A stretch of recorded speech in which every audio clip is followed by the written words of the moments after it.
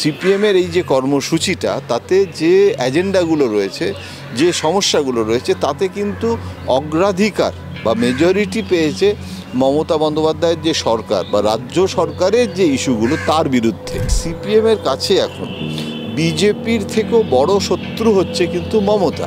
কার vote CPM কাটবে, মানে সেটা বিজেপির ভোট কাটবে নাকি সেটা দিদির ভোট কাটবে, এই প্রশ্নগুলো আসে। এই গোটা রাজ্য জুড়ে যে বাংলা বাঁচাও যাত্রা করলে তাতে সংগঠন মজবুত হওয়ার কি কোনো সম্ভাবনা রয়েছে? আছে, নিশ্চয়ই আছে।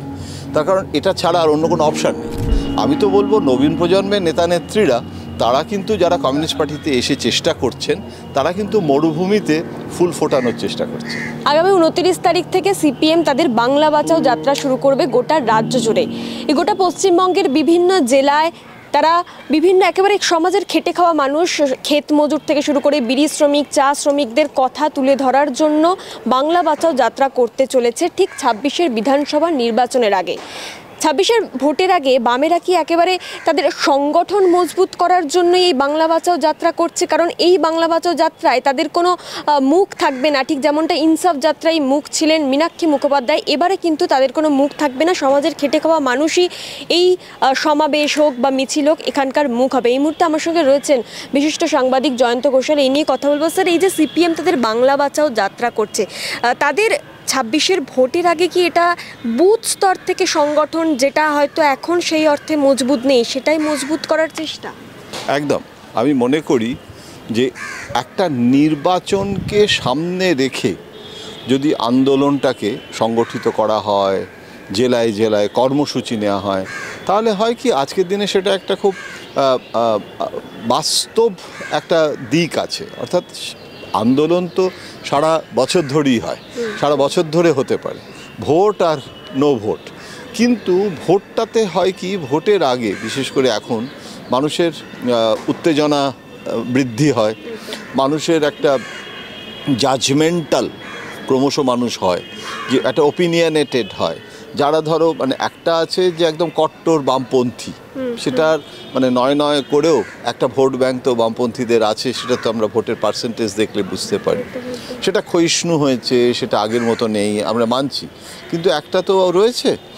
আবার কট্টর ভোট ব্যাংক ছাড়াও একটা ফ্লোটিং ভোট ব্যাংক হয়, অর্থাৎ তারা একটু ভাসমান ভোট ব্যাংক, অর্থাৎ তারা সাধারণভাবে অত রাজনৈতিকভাবে সচেতন নয়, কিন্তু যখন ভোট আসে তখন তারা একটা ক্রমশ তাদের যে ভোট প্রচার হয়, মিডিয়াতে যে সমস্ত প্রচার হয়, যেসব ইস্যুসগুলো সামনে আসে তার দ্বারা প্রভাবিত হয়। তো সিপিএমের এইটা আমি বলবো যে এটা একটা আলিমুদ্দিন স্ট্রিটের ট্রায়াল অ্যান্ড এরার মেথোডোলজি চলছে। অর্থাৎ একটা কর্মসূচি আগে নেওয়া হয়েছে, সেটাতে কি ইম্প্যাক্ট হয়েছে, আচ্ছা একটা মুখ রেখে করা হয়েছে, এবার একটা সাধারণ মানুষকে, খেটে খাওয়া মানুষকে, যেটা কমিউনিস্ট পার্টির যেটা কোর কনস্টিটুয়েন্সি ছিল বা আছে, সেটা তো হচ্ছে সর্বহারা মানুষের দল। এখন সেই জায়গাটায় সিপিএম 30 বছর ক্ষমতায় থাকার পর আমরা অনেক সময় রসিকতা করে বলতাম যে সর্বহারার পার্টি সর্বহরার দল হয়ে উঠল। এখন এই যে মানে আর কি মেটামরফোসিস, যেটা সেই জায়গাটা থেকে আবার নতুন উদ্যমে নতুন প্রজন্মের নেতা নেত্রী এসছে। জ্যোতিবাবুর সময় কি হয়েছিল, যতীন চক্রবর্তী কেন মানে ইস্তফা দিয়েছিলেন, কি বিতর্ক সেই সময় হয়েছিল, মানে তবু বা বুদ্ধদেব ভট্টাচার্যের সময়ের কথা কেউ কিছু অনেকে মনে রেখেছে, কিন্তু জ্যোতিবাবুর আমলে কি হয়েছিল সেটা অনেক সময় মমতা বন্দ্যোপাধ্যায় বানতলা কিংবা বিভিন্ন ঘটনা স্মরণ করিয়ে দেন। সেটা একটা প্রজন্মের মানুষের কাছে, মানে আজকের যেটা জেন জি যেটাকে আমরা বলি, তাদের কাছে তো সেই সময়টা তারা দেখেইনি। এখন তাদের কাছে পৌঁছানোর জন্য আধুনিক প্রযুক্তি যারা ব্যবহার করে, এখন এই যে কর্মসূচিটা, এই কর্মসূচির আমি দেখছিলাম যে কী মানে আমি জানতে চাইছিলাম যে কী ইস্যু নিয়ে করছে। এখানে আমি দেখলাম যে একটা ইস্যু নিয়ে হচ্ছে না, এখানে একটা বিবিধ ইস্যু আছে, এবং বেশ কিছু ইস্যু আছে যেগুলো রাজ্য সরকারের বিরুদ্ধে এবং বেশ কিছু আছে কেন্দ্রের বিরুদ্ধে।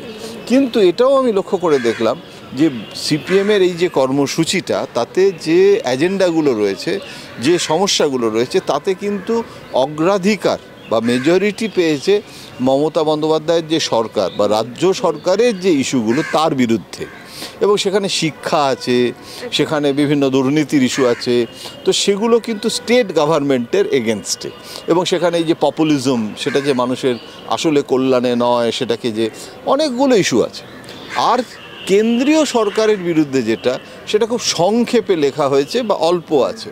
তার মানে এর থেকে বোঝা যায় যে সিপিএমের কাছে এখন বিজেপির থেকেও বড় শত্রু হচ্ছে কিন্তু মমতা। এখন এইটা যদি অগ্রাধিকার হয়, তাহলে সেটা ভোটের সময় সেটা কার লাভ হবে, মানে কার ভোট সিপিএম কাটবে, মানে সেটা বিজেপির ভোট কাটবে নাকি সেটা দিদির ভোট কাটবে, এই প্রশ্নগুলো আসে। কিন্তু মতাদর্শগতভাবে যদি সিপিএমকে তার সদস্য সংখ্যা বাড়াতে হয়, এবং সেটা কিন্তু শুধু সংখ্যার বৃদ্ধি নয়, তার গুণগত মান বাড়াতে হয়। লেনিনের একটা বিখ্যাত উক্তি আমি পড়েছিলাম ছাত্র জীবনে, যখন বলসেভিক আর মেনসেভিকের ঝগড়া চলছে 1917 আগে, তখন লেনিন কিন্তু বলেছিলেন, আমি চাই ফিউ বাট বেটার ফিউ, অর্থাৎ কম মানে কর্মীরা আসুক। সেটা বলসেভিকটা ক্রমশ আসল হয়ে গেল, মেনসেভিক মানে দুর্বল হলো, বলসেভিক সবল হলো। আগে মেনসেভিক সবল ছিল। এখন তো বিতর্ক হয় যে রোজা লুক্সেমবার্গ ঠিক বলেছিলেন না লেনিনের লাইন ঠিক ছিল, সেসব তো এখন ভাবছি। কিন্তু গুণগত মান অনেক সময় সংখ্যাগত মানের থেকেও ইম্পর্টেন্ট হতে পারে। অর্থাৎ আমি কতগুলো মানুষকে জড়ো করতে পারলাম। এখন একটা মিছিলে তো সেই সুভাষ চক্রবর্তীর সময় দেখেছিলাম, মাছ ভাতের জন্যে লোক ব্রিগেডে জড়ো হতো, আমরা বলতাম মাছ ভাত এবং মার্ক্স ভাত। আবার এখন দেখি ডিম ভাত এবং বিরিয়ানি অবধি এসেছে। তো এখন এই যে সংস্কৃতিটা, যে লোককে জড়ো করার জন্য মানুষকে তাদেরকে খাওয়ানো হয়, ঠিক আছে, এর একটা মানবিক দিক নিশ্চয়ই আছে, এবং পার্টি কতটা করতে পারে, যেটা বিজেপি পারে সেটা তো আবার অনেক পার্টি পারেও না। বিজেপির এত মানে রাজকোষ এত তার পরিপূর্ণ। কিন্তু কমিউনিস্ট পার্টির তুলনামূলকভাবে কতটা তার সামর্থ্য আছে, কতটা সামর্থ্য নেই, নিশ্চয়ই ক্ষমতায় থাকলে একরকম হয়, ক্ষমতায় না থাকলে আর একরকম হয়। কতটা আর্থিক সামর্থ্য আছে আমি তো অডিট করিনি, কিন্তু গণশক্তি কাগজটা যে নিয়মিত দেখবে সেই বুঝতে পারবে যে আগের মতো ক্ষমতায় থাকার সময় যে বিজ্ঞাপন, যে রাজস্ব, সেটা তো হতে পারে না। কিন্তু গুণগতভাবে ওই মাস্টারমশাইরা যেরকম বলেন না যে 100টা ছাত্র, তার মধ্যে 2টো ছাত্র যদি ভালো হয়, সেই যদি ফার্স্ট ক্লাস পায়, তাকে বেশি করে মনোযোগ দেয় মাস্টারমশাইরা। সেরকম এই যে কর্মসূচিগুলো, এই কর্মসূচিগুলো যদি শুধুই ভোট কেন্দ্রিক হয়, ভোট একটা মোবিলাইজেশন করে, কিন্তু ভোট কিন্তু শেষ কথা নয়। ভোট একটা প্রক্সিমেট এন্ড, আলটিমেট এন্ড নয়। কমিউনিস্ট পার্টিতে অন্তত হওয়া উচিত নয়। কমিউনিস্ট পার্টিতে মানে যেটা আমি অন্তত যে আমি খুবই সামান্য জানি, কিন্তু ছাত্র হিসেবে আমার মনে হয়, রাজনীতি বিজ্ঞানের ছাত্র হিসেবে মনে হয় যে গুণগত মানটাই কিন্তু কমিউনিস্ট পার্টির এখন বেশি দরকার। অর্থাৎ যদি 4টে ছেলে তৈরি হয়, যেটা একটা সময় নকশাল আন্দোলনের সময় তার ওইভাবে ভাবা হতো যে 4টে যদি তাদের মধ্যে থেকে 2টো যদি নেতা তৈরি হয়, সে আরও 200টা লোককে নিয়ে আসবে। কিন্তু এইটা না করে যদি শুধু ভিড় বাড়ানোর জন্য আর একটা মবক্রেসি কমিউনিস্ট পার্টি তৈরি করে, তাহলে সমস্যার সমাধান হবে না। এবং সেই কমিউনিস্ট পার্টি কতটা মানে সত্যি পথ দেখাবে মানুষকে, সেটাও সন্দেহের। কিন্তু এই যে কর্মসূচি, সবথেকে বড় কথা হচ্ছে সিপিএম পার্টিতে কর্মসূচি নেওয়া হচ্ছে, তার জন্য হ্যান্ডবিল ছাপা হচ্ছে, এবং সেটার জন্য অন্তত 10 জন নবীন প্রজন্মের নেতা নেত্রী পাওয়া যাচ্ছে, এবং জেলায় জেলায় তারা যাচ্ছে। এটাই কিন্তু ইতিবাচক দিক। সুতরাং আমার এক কথায় বলা, এই আন্দোলন সম্পর্কে আমার অভিমত যে অলওয়েজ 1 ইজ গ্রেটার দ্যান 0। সুতরাং একেবারে কিছু না থাকার থেকে আমি তো বলবো নবীন প্রজন্মের নেতা নেত্রীরা, তারা কিন্তু যারা কমিউনিস্ট পার্টিতে এসে চেষ্টা করছেন, তারা কিন্তু মরুভূমিতে ফুল ফোটানোর চেষ্টা করছে। এবং স্যার, আপনি যেটা বললেন যে বামেরা কাদের ভোট কাটবে সেটা এখন দেখার, সেক্ষেত্রে মনে করছেন কি আদৌ তারা ভোট কাটতে পারবে তৃণমূল বা বিজেপি? দেখো, এর আগের বারে কী হয়েছিল, একটাও আসন কমিউনিস্ট পার্টি বিধানসভায় নিয়ে আসতে পারেনি, কংগ্রেসও পারেনি। উল্টে যাদের সাথে জোট করেছিল সেই আইএসএফ একটা আসন পেয়েছিল। আমি যেটা বলছি না যে প্রক্সিমেট এন্ড, অর্থাৎ এটা ভোটের সাফল্য। কিন্তু পার্সেন্টেজের দিক থেকে দেখতে গেলে কংগ্রেস এবং আইএসএফের সাথে থাকলে কমিউনিস্ট পার্টির ভোট ব্যাঙ্কটা বাড়বে। কেননা আমি নাম বলবো না, তার কারণ আমি সাংবাদিক হিসেবে অঙ্গীকারবদ্ধ। সিপিএমেরই একজন বর্ষিয়ান নেতা আমাকে কিছুদিন আগে, খুব বেশি দিন নয়, হয়তো মাস 2-3 আগে বলছিলেন যে এখন একটা দ্বন্দ্ব হয় যে এই জোট হওয়ার ফলে কমিউনিস্ট পার্টির যে নিজস্ব ভোট সেটা বাড়ছে নাকি আমাদের ভোটটা জোট বাঁধার ফলে কংগ্রেসের দিকে চলে যাচ্ছে, সেটাও একটা ব্যাপার। এখন ভোটটা কাটতে গেলে তো তোমার নিজের ভোটটা বাড়াতে হবে, তবে তো তুমি ভোট কাটুয়া কখন হবে। যেটা পিকে ভোট কাটুয়া হয়েও তো পারেনি, কেননা তার নিজেরই ভোট কেউ এলোই না, ভাবলো সে। সুতরাং ধক্কানি না, মানে ও তোমার গগনভেদী আর্তরবে তো ভোট বাড়ে না। কিন্তু কমিউনিস্ট পার্টির যে নিজস্ব ভোট ব্যাংকটা, সেটা যে কংগ্রেসকে ডাইনি ইন্দিরা গান্ধীকে বলে এমার্জেন্সি থেকে শুরু করে, আমরা তো ছোটোবেলায় দেখতাম নখের ছবি, রক্ত ঝরছে, তোমরা সেসব দেখোনি, কিন্তু সেই সময়টা তো আমি উইটনেস, আমার থেকে সিনিয়র লোকেরা আরও দেখেছে কংগ্রেসের। তো সেই কংগ্রেসটাকে কি মানুষ ভুলে গেছে? এখন কি রাহুল গান্ধীর কংগ্রেসকে কমিউনিস্ট পার্টির সাথে সমতুল্য আমরা বলবো? দেখো, কমিউনিস্ট পার্টিতে না একটা বিতর্ক চিরকাল হয়েছে বরাবর, এবং এটা নিয়ে আমরা যে কত স্টোরি করেছি, সেটা হচ্ছে যে কে বেশি বড় শত্রু, মানে কংগ্রেস বড় শত্রু না বিজেপি বড় শত্রু। এবং সেটা একটা কখনো কখনো সেটা একটা পেন্ডুলামের মতো, মানে কমিউনিস্ট পার্টিতে দেখা গেছে অ্যান্টি কংগ্রেসিজম আবার অ্যান্টি বিজেপিইজম। মানে আমরা দেখেছি যে একটা সময় এমার্জেন্সির সময় কমিউনিস্টরা অ্যান্টি কংগ্রেস, এবং সেখানে ইন্দিরা গান্ধী থেকে শুরু করে, ইন্দিরা গান্ধীর বিরুদ্ধে তো একটা সরকারি গঠন হলো মোরারজি দেশাইয়ের। এটা যেরকম একটা অ্যান্টি কংগ্রেসিজম, সেটা হচ্ছে কমিউনিস্টদের একটা বড় ভোট ব্যাংক তখন। এবং জেপির আন্দোলনের যখন হলো অ্যান্টি কংগ্রেসিজম হলো, আবার যখন অ্যান্টি বিজেপিইজম হলো, কারণ বিজেপি বাড়লো, জয় শ্রীরাম বলে অযোধ্যা রাম মুভমেন্ট, তখন কিন্তু কমিউনিস্টরা বললো যে এখন অনেক বেশি খাতরা সমস্যা বিজেপিকে নিয়ে, তার সাম্প্রদায়িক শক্তি সাংঘাতিকভাবে মাথা চাড়া দিয়েছে। এবং হরকিষাণ সিং সুরজিৎ টুকে ইনিশিয়েটিভ যে আমাদের এখন অ্যান্টি কংগ্রেসিজম থাকলে হবে না। জ্যোতিবাবু সুরজিৎরা তখন, এবং সীতারাম ইয়েচুরি খুব বড় পুরোধা ছিলেন এই কংগ্রেসপন্থীর লাইনটা নেওয়ার জন্য, এবং সেই সময় কিন্তু কংগ্রেসের দিকে এসে অ্যান্টি বিজেপিইজম হলো। কিন্তু সেটা করেও বিজেপিকে রোখা যায়নি, এবং বিজেপি আজকে সর্বভারতীয় স্তরে এইরকমভাবে একটা কংগ্রেস সিস্টেম থেকে, যেটা রজনী কোঠারি বলতেন কংগ্রেস সিস্টেম, আমি বলি এটা এখন বিজেপি সিস্টেম গোটা দেশে।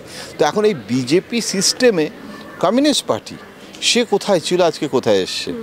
তো কেরালা, পশ্চিমবঙ্গ, ত্রিপুরাতেও কী অবস্থা আমরা দেখছো। পশ্চিমবঙ্গে এখন এমএলএ নেই, কিন্তু তুমি যেটা বলছো যে ভোট কতটা কাটতে পারবে, তার নিজের স্ট্রেংথটাকে বাড়াতে হবে, আর মূল লক্ষ্যটা ঠিক করতে হবে যে আমার প্রধান শত্রুটা কে।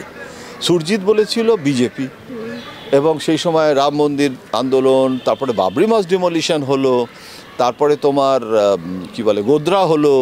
তো এখন যদি পশ্চিমবঙ্গে মমতাকে তাড়ানো, অর্থাৎ যেটা খুব পপুলার একটা প্রচার হয়েছিল, সেটা ঠিক অফিসিয়াল স্লোগান নয়, কিন্তু মানে আগে রাম পরে বাম, হ্যাঁ, অর্থাৎ এখন যদি মমতাকে হটাও, তাতে যদি রাম এসে যায় তো আসুক গে, আমরা কমিউনিস্ট পার্টি লং টার্মে, হ্যাঁ, মানে ট্যাকটিক্যালি মমতাকে হারানো, এটা যদি সিপিএমের লক্ষ্য হয়, তার জন্য যদি দরকার হয় বিজেপি আসুক, এই রকম আমার মনে হয় যে কমিউনিস্ট পার্টি যারা তাদের নীতি এবং আদর্শ জন্য একদা বিখ্যাত ছিল, তারা মানে স্ট্র্যাটেজি আর ট্যাকটিক্স আলাদা। কমিউনিস্ট পার্টিতে নীতি, প্রিন্সিপাল, স্ট্র্যাটেজি আর ট্যাকটিক্স, এই তিনটে তো ত্রিমুখী হতে পারে না। তিনটে ঘোড়া তিন দিকে যাবে, এটা তো তাহলে গাড়ি চলবে না। সুতরাং তোমার যদি স্ট্র্যাটেজি হচ্ছে একরকম, আর তার জন্য ট্যাকটিক্স হচ্ছে মমতা হাটাও, আর স্ট্র্যাটেজি হচ্ছে আমি সাম্প্রদায়িকতা মুক্ত একটা ধর্মনিরপেক্ষ দেশ গঠন করব, আমি জানি না, মানে আমি অন্তত মনে করি আপাতত মানে বিজেপি হাটাও, এই জায়গাটাতে কোথাও একটা একত্রিত না হতে পারলে তুমি বিজেপিকে কোনোদিনই হাঁটাতে পারবে না। এবং তুমি মমতা হাঁটাতে গিয়ে পশ্চিমবঙ্গে বিজেপিকে নিয়ে এসে তুমি বলো যে মমতা বিজেপিকে নিয়ে এসছে, কিন্তু আজকে যদি তোমার মমতা বিরোধিতার জন্য বিজেপি আবার তাহলে তোমার বিরুদ্ধেও কিন্তু খাল কেটে কুমির আনার অভিযোগ ওঠে। সুতরাং এগুলো কিন্তু মতাদর্শগত বিতর্ক, এর সাথে কিন্তু আমি কখনোই বিরোধী দলের যে কর্মসূচি তাকে ছোট করছি না, কারণ আমি মনে করি গণতন্ত্রে একটা শক্তিশালী বিরোধী দলের কিন্তু দরকার আছে। বিরোধীরা থাকলে মমতা বন্দ্যোপাধ্যায় বলে নয়, যে কোনো শাসক দলের ওপরে নিয়ন্ত্রণ থাকে। বিরোধী শূন্য বিধানসভা এটা গণতন্ত্রের জন্য কখনোই শুভ না। বামেরা যদি এই মমতা বন্দ্যোপাধ্যায়কে প্রধান শত্রু মেনেই এই ভোটের আগে তারা সমস্ত কর্মসূচি করে যায়, তাহলে কি তাদের আসন সংখ্যা বাড়ার সম্ভাবনা আছে? এটা নিয়ে বিতর্ক আছে। দেখো, আমি তো মানে শেষ কথা বলার অধিকারী নই, আর পলিট ব্যুরো আছে, কেন্দ্রীয় কমিটি আছে এবং সেখানে অত্যন্ত পরিণত মনস্ক রাজনৈতিক নেতারা আছেন। যদিও পলিট ব্যুরোতেও মতপার্থক্য থাকতে পারে, সেটাই তো ডেমোক্রেসি। আমার যেটা মনে হয় যে শুধু মমতা বিরোধিতা করে কমিউনিস্ট পার্টির মতো পার্টি নিজেদের ভোট বাড়ানো সেটা কিন্তু তোমার সম্ভব না। মানে যেটা officially communist party anti BJP, anti Trinamool এই জায়গাটা নিচ্ছে, কিন্তু সিপিএমের পক্ষে প্রো মমতা হওয়াও তো সম্ভব নয়। মানে আমি বিজেপি বিরোধিতা করব বলে আমি তো প্রো মমতা, আমি কিন্তু সেটা কমিউনিস্ট পার্টির পক্ষেও সম্ভব নয়। আমি তো মমতার জোটে যোগ দিতে পারছি না। কিন্তু আবার অল ইন্ডিয়া স্তরে 2026 তো না হয় বিধানসভা, এরপর তো 2029, তাহলে 2029-এ তো ইন্ডিয়া জোট, তো সেখানে কংগ্রেস আর লেফট থাকবে। যে মুহূর্তে লেফট আর কংগ্রেস থাকবে তাহলে লেফট মমতাকে কি করে গ্রহণ করবে সেখানে? এবং মমতাই বা তাহলে কেন বলবে না যে তুমি রাজ্য স্তরে আমার বিরোধিতা করেছো আর আমি তাহলে এই জোটে থাকবো কেন? তাহলে তো বিরোধী যে ঐক্যটা মোদি বিরোধী হওয়ার কথা সেটা কি কমিউনিস্ট পার্টির কাছে মূল্যহীন? শুধু পশ্চিমবঙ্গটা করায়ত্ত করাটাই কি লক্ষ্য? যদি সর্বভারতীয় ক্ষেত্রে সাম্প্রদায়িক শক্তির মোকাবিলা করতে হয়, রাষ্ট্রযন্ত্রটা তো বিজেপির হাতে, রাষ্ট্রযন্ত্রটা তো আর মমতার হাতে না। আজকে তো মানে এই যে চীন বলো, বাংলাদেশ বলো, এত বড় বড় গ্লোবাল সিচুয়েশন, কমিউনিস্ট পার্টি তো সবসময় বিশ্ব রাজনীতির প্রেক্ষিতে ডোমেস্টিক পলিটিক্স আমরা তো চিরকাল দেখে এসেছি। ইভেন পার্টি কংগ্রেসের যে কোনো দলিল পড়লেই দেখবে প্রথমে তো ইন্টারন্যাশনাল রিলেশনসের ওপরই বেশ কয়েক পাতা পড়তে হয়, তারপরে ন্যাশনাল পলিটিক্স আছে, তারপরে স্টেট পলিটিক্স পার্টি কংগ্রেসে বরং কম থাকতো। তাহলে সেখানে যদি আজকে কমিউনিস্ট পার্টি কমতে কমতে কমতে কমতে আন্তর্জাতিক জাতীয় সব কমে গিয়ে গোটা জিনিসটা আজকে শুধু পশ্চিমবঙ্গ কেন্দ্রিক হয়, তাহলে বলে দিক কমিউনিস্ট পার্টি যে আমাদের ওদের পার্টি সেন্টার যেটা সেটাও কলকাতাতেই করে ফেললে পারে। ওটা একে গোপালন ভবনে দিল্লিতে আছে, ওটা রাখার তাহলে কোনো মানে হয় না। তাহলে আমার তো দিল্লির যে party perspective, all India party perspective, সেখানে তাহলে তুমি তখন আবার বিজেপি বিরোধী হয়ে যাবে। তখন তুমি সেখানে মমতাকেও পাশে বসে সীতারাম ইয়েচুরি কোনো অসুবিধা হবে না। আজ প্রয়াত সিপিএম মিত্রী, আমি তাকে যথেষ্ট ভালোবাসতাম, শ্রদ্ধা করতাম, আমার সাথে খুব ভালো সম্পর্ক ছিল। আমি সীতারাম ইয়েচুরি বলে বলছি না, আমি বলছি আজকে যারা থাকবে, মোহাম্মদ সেলিম এবং মমতা, তারা ওখানে বসে মোদি বিরোধিতা করবে। আর এখানে মোহাম্মদ সেলিম আইএসএফ আর অধীর চৌধুরীর সঙ্গে বসে মমতা বিরোধিতা করবে। তো এটা একটু বকচ্ছপ হয়ে যায়। মানে এটা সাধারণ মানুষের কাছে এটাকে বোঝানো একটু অসুবিধা হয়। আমি স্যার একটাই বিষয় বলবো যে এই সিপিএমের বর্তমানে তাদের বুথ স্তরে সংগঠন দুর্বল হয়েছে, তারা নিজেরাও স্বীকার করে। তো এই গোটা রাজ্য জুড়ে যে বাংলা বাঁচাও যাত্রা করলে তাদের সংগঠন মজবুত হওয়ার কি কোনো সম্ভাবনা রয়েছে? আছে, নিশ্চয়ই আছে। তার কারণ এটা ছাড়া আর অন্য কোনো অপশান নেই। এখনও আমি দেখি কিছু কিছু পাড়ায় ওই গণশক্তি আঠা দিয়ে লাগিয়ে দেয় এবং অনেক মানে পড়া ছানি হয়ে যাওয়া, হ্যাঁ, বহু বৃদ্ধ মানুষ, এবং অনেক সময় দেখা যায় যে পার্টি কর্মী প্রয়াত, গণশক্তির পেজ টুটা তো মোটামুটি পার্টি কর্মী জীবনাবসান, তো সব বয়স্ক মানুষ দেখি। তো এখন কথাটা হচ্ছে যে এই যে বয়স্ক মানুষদের জীবনাবসান, তার মধ্যে নতুন পার্টি কর্মীর যোগদানটা কম, সেই খবর। এখন এই যোগদানের খবরটা বাড়বে যদি জেলাবাড়ি কর্মসূচি গ্রহণ করা। তবে আমি কেন জানি না, আমার মনে হয় যে সামাজিক কর্মসূচিও নিতে হবে সংগঠন বাড়ানোর জন্য। শুধুমাত্র একটা সময় তো ছিল আন্তর্জাতিক, মানে ভিয়েতনাম কিংবা নিকারাগুয়া নিয়ে মিছিল হতো, এখন কমিউনিস্ট পার্টিরা সেই জায়গাটা থেকে অনেকটা সরে এসেছে এবং এখন কমিউনিস্ট পার্টিরা জাতীয় ইস্যুর থেকে রাজ্য স্তরের ইস্যুটা করছে। আমি সেটা তো দোষ দেব না, তার কারণ ওটা নিয়ে দ্বন্দ্ব থাকলেও মানে রাজ্যের মানুষের ইমিডিয়েট যে সমস্যাটা, মানে আমার দাঁতের যন্ত্রণাটা চীনের দুর্ভিক্ষের যন্ত্রণার থেকে আমার দাঁতের যন্ত্রণা রাত্রিবেলা ঘুম না হলে, তো সেইটা ওরা করছে, খুব ভালো কথা। কিন্তু শুধুমাত্র পলিটিক্যাল স্লোগান দিয়ে কমিউনিস্ট পার্টির গ্রোথ, ডিস্ট্রিক্ট ওয়াইজ সদস্য সংখ্যা বৃদ্ধি, হ্যাঁ, সেটা হতে পারে না। তোমাকে ওখানকার মানুষের সে সুখ দুঃখ, ধরো আজকে যে এসআইআর হচ্ছে, তোমাকে এসআইআরের বিরোধিতা করতে হবে প্রপারলি, এবং এসআইআরের বিরোধিতা মানে কি, এসআইআর বিরোধিতা নয়, তার প্রয়োগের যে ত্রুটি, এবং সেইগুলো নিয়ে তুমি কটা বিএলএ পার্টি কর্মী দিতে পারছে। আমি যা দেখছি আমার জেলায়, আমি হাওড়ায় থাকি, সেখানে তৃণমূলেরই সব বিএলএ, বিজেপিও দিতে পারছে না, কমিউনিস্ট পার্টিও দিতে পারছে না। অধিকাংশ জায়গায় অধিকাংশ তাহলে এই যে বুথ এজেন্ট দিতে পারে না, এখন তোমাকে তাহলে এইটা করার জন্য তো শুধু ভোটের আগে করলে হবে না, এবং এটা করার জন্য তোমাকে সেই রক্তদান শিবির থেকে শুরু করে ক্লাব থেকে শুরু করে তোমার দরকার হলে দুর্গাপুজোও করতে হবে। সুতরাং তোমাকে যদি টিট ফর ট্যাট করতে হয়, মমতা যেটা করে, মমতা কিন্তু ও এটা করেছে আমি এটা করব। মানে আমি একজন এডিটর আমায় বলেছিল যে তুমি দেখেছো ছবির ফটোর দোকান কোথাও হলে তার পাশে আর একটা ফটোর দোকান হয়, তার পাশে আর একটা ফটোর দোকান হয়। তো আমি বলি যে তাহলে চলে কী করে, বলে বেশি চলে। তার কারণ একটা মিষ্টির দোকান, তার পাশে আর একটা মিষ্টির দোকান, কোনো তো ও করেছে দোকান একটা মিষ্টির দোকান, আমিও করব। তো ও করেছে বলে আমি করব না, এই অ্যাটিটিউডটা রাখলে সদস্য সংখ্যা বাড়বে না। সুতরাং তোমাকে অ্যাগ্রেসিভ ওয়েতে মেম্বারশিপ ড্রাইভে যেতে হবে। এবং নবীন প্রজন্মের নেতাদের আমি খুব শ্রদ্ধা করি, ওদের অনেককেই আমি ভালোবাসি, কিন্তু যে কোয়ালিটি অফ লাইফটা যেটা বিমানদাদের ছিল, এবং যে অনেস্টি তাদের, যে মানে আর যাই হোক বিমানদা তো হয় বিয়েই করেনি, কিন্তু কমিউনিস্ট পার্টিতে সেই সময় মানে ওই রকমভাবে প্রচণ্ড ঢাকঢোল পাঠিয়ে বিয়ে করা এ করা এসব তো সংস্কৃতিটা অন্যরকম ছিল, মানুষ লজ্জা পেত বেশি, এবং বাঙালিদের মধ্যেও একটু আন্ডারস্টেটেড থাকার একটা কালচার ছিল। তো আমি জানি না, মানে এখন তো বোধহয় সবাই এরকম হয়ে গেছে। সুতরাং কমিউনিস্ট পার্টিতে নবীন প্রজন্মও বা কেন, যদি আজকে একটা সময় তো বিসলেরির বোতল দ্বাদশ পার্টি কংগ্রেসে অনিল বিশ্বাস দিয়েছিল, এবং ফিশ ফ্রাইয়ের প্যাকেট বিজলি গ্রিল থেকে এসেছিল বলেও খবরের কাগজে সমালোচনা হয়েছিল যে কমিউনিস্ট পার্টিতে বিজলি গ্রিলের খাবার প্যাকেট, বিসলেরির জলের বোতল। এখন তো ভাবলে হাসি লাগে যে আমরাই লিখেছি, এখন আমরাই হাসছি যে আরে বিসলেরি জলের বোতল তো হওয়া উচিত। তাহলে এইটা যদি কোনো নবীন প্রজন্মের ছেলে যদি সেটা গ্রহণ করে, একটা ল্যাপটপ নিয়ে যায়, তাহলে আমি তো তাকে বুর্জোয়া বলবো? সেই মানসিকতাটা থেকে তো আজকে জেনজি বলবে না।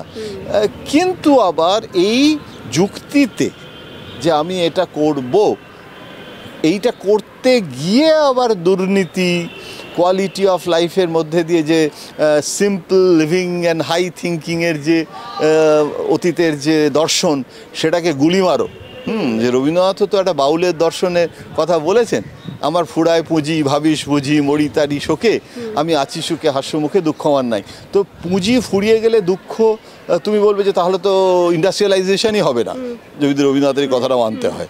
হ্যাঁ, তো এইটার থেকে এগুলো নিয়ে আলোচনা হওয়া উচিত, মানে ডুজ অ্যান্ড ডোন্টস হওয়া উচিত, যে তুমি এইটুকু করতে পারো। আবার গাড়ি তুমি নিশ্চয়ই চালাবে, তাই বলে তুমি একটা মানে চাঁদা তুলে BMW গাড়ি কিনে নিলে, তাহলে তোমার সাথে তো মায়াবতীর কোনো তফাৎ থাকে না। মায়াবতী তো মার্সিডিস গাড়ি কিনে বলেছিল দলিত এম্পাওয়ারমেন্ট, যে দলিত সমর্থকরা আমাকে চাঁদা দিয়েছে, সেই চাঁদায় আমি মার্সিডিস গাড়ি কিনেছি, এবং দলিত কর্মীরাও হাততালি দিচ্ছে যে আমাদের নেত্রী মার্সিডিস গাড়ি। কিন্তু এটা যে এক ধরনের এক্সপ্লয়টেশন, যে আমি আমার কর্মীদের নাম ভাঙিয়ে তারা বেচারা তাদের গাড়ি নেই, আমি মার্সিডিস গাড়ি, তো এটা তো কোথাটা চোখে লাগে আমাদের বাঙালিদের। তো আরও বেশি করে সেন্সিটিভ ছিলাম আমরা। সুতরাং এই জিনিসগুলো আজকের জেনারেশনের যারা নেতারা আসছেন, কতটা করবে কতটা করবে না, এগুলো নিয়ে আমারও অনেক মনের প্রশ্ন আছে। আমিও সব উত্তর জানি না, আমি প্রশ্নগুলোই বলছি মনের। তো এগুলো আমাকে তো কোনো কমিউনিস্ট পার্টির নেতা বোঝাতে আসছে না। পাড়ায় পাড়ায় তো এগুলো নিয়ে বলা, প্রচার করা, কথা বলা, আড্ডা মারা। হ্যাঁ, এখনও অনেক সমর্থক আছে, স্ট্রিট কর্নার মিটিং করে অনেক সময়। আমি ওই আরজি করার সময় দেখেছি, বামপন্থীরা যে একদম ভ্যানিশ হয়ে গেছে তা নয়। এবং সেখানে আমি শিবপুরে থাকি, শিবপুর বি কলেজের সামনে, বি কলেজে যেহেতু ইঞ্জিনিয়ারিং কলেজ, সেখানে ওরা আরজি করার সময় ছোট ছোট স্ট্রিট কর্নার হতো। তো কিছু লোক কিন্তু হাজির হতো সন্ধ্যেবেলায়, ওখানে গিয়ে ওরা শুনতো। আর মাইকটা চালিয়ে দিলে হয় কি, যারা আসেনি তারাও পাশাপাশি দোকান, আর ওরা সাধারণত এখন সিপিএমের পার্টিরা ওরা বাজারে করে এই ধরনের মিটিং। তাতে হয় কি, অনেক লোক বাজারে আসে যায়, এটা গুড স্ট্র্যাটেজি। কিন্তু আমি এইটুকুই শুধু বলতে চাইছি যে বিরোধী দল থাকা উচিত। আমি সেই দলটাকে সমর্থন করলাম কি করলাম না সেটা ভিন্ন কথা, কিন্তু আর তোমাকেও পৌঁছতে হবে। কমিউনিস্ট পার্টির ওরা যদি বলে আমি শুধু কমিউনিজমেই যারা বিশ্বাস করে তাদের কাছে যাব, তাও ভুল। আরএসএসকে দেখো না, মোহন ভাগবত এসে যাদের সাথে দেখা করে সব অ্যান্টি বিজেপি লোকেদের সাথেও মোহন ভাগবত দেখা করে। কোথায় ফুটবলার সুব্রত ভট্টাচার্য তার বাড়ি চলে গেল, কোথায় তোমার ওই রাশিদের ওর সাথে যোগাযোগ করলো, প্রয়াত সঙ্গীত সাধক। তারপরে ধরো ওই যে এরকম মানে বিভিন্ন কালচারাল সেক্টরে তথাকথিত এলিট কিন্তু তাদেরকে কাল্টিভেট করছে। ওরা বলে জনসম্পর্ক অভিযান। তো এখন মোহন ভাগবত আবার আসছে ডিসেম্বর মাসে, সায়েন্স সিটিতে বড় একটা সম্মেলন করছে, এই ধরনের সুশীল সমাজ যেটাকে আমরা বলতাম, এখন আর বলে না, নাগরিক সমাজ, সিভিল সোসাইটি, পাবলিক ইন্টেলেকচুয়ালস। আমি তো বামপন্থীদের এরকম বড় একটা সায়েন্স সিটিতে আরএসএস যেরকম করছে সেরকম একটা মানে পার্টি কর্মী শুধু নয়, সমস্ত মধ্যবিত্ত জনসমাজকে নিয়ে, অধ্যাপক এদেরকে নিয়ে একটা ক্ল্যারিয়ান কল দিতে পারে। নট নেসেসারি যে সেটা মমতার বিরুদ্ধে করতে হবে, সোশ্যাল ইস্যুতে করতে পারে, হ্যাঁ, যেটাতে ধরো আরও অনেক বেশি সংখ্যক মানুষকে সেই প্ল্যাটফর্মে আনা যায়। আমি জানি না, নিশ্চয়ই ওনাদের সব বড় বড় মস্তিষ্ক আছে, হ্যাঁ, সেরিব্রাল কর্টেক্সের অভাব হয়েছে আমার মনে হয় না, তো ওরাও নিশ্চয়ই ভাবছে, কিন্তু এই উদ্যোগটা আই অ্যাপ্রিশিয়েট।